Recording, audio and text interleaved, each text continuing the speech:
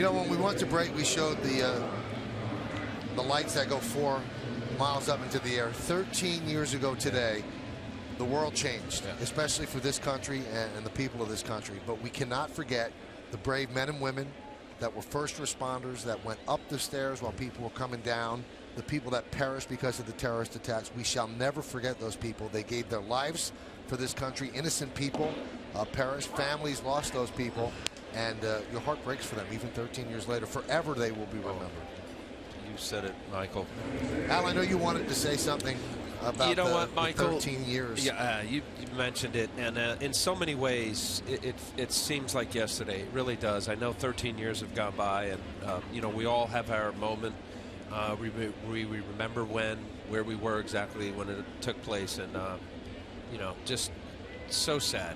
And you know, growing up in the area, living in New York at the time, and knowing several people who were directly affected, it's just you're right, Michael. We'll never forget, never. And it's a day the same as December 7th, 1941. It's a day that will live in infamy.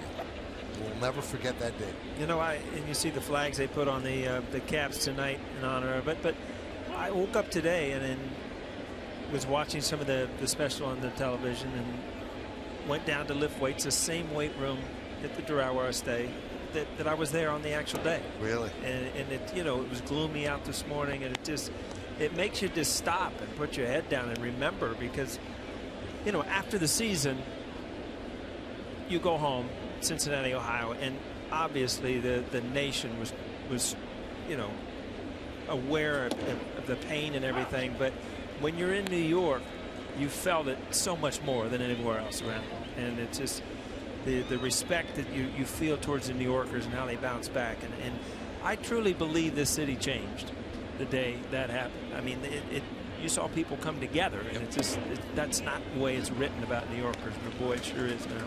We had a firefighter call into the radio show today, and he got really choked up saying it. He said, we were part of the rescue crew in the days after 9/11. We're at the site, and it's late one night, and it's awful work, obviously, what they have to do. It's so sad.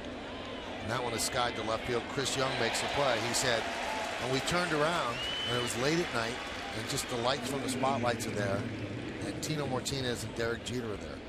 Not looking for any publicity, no photographers, just saying we're thinking of you. He goes, and you can't believe what that meant. I know, Al, the Mets, you were with the Mets then, they were very active as well in really aiding in the recovery. Well, I mean, there was the staging area was right outside of Shea Stadium, so we'd get there early.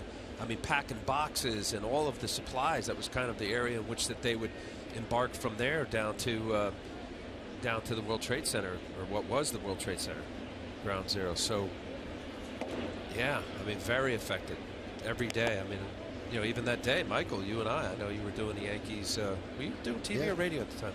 That was still radio.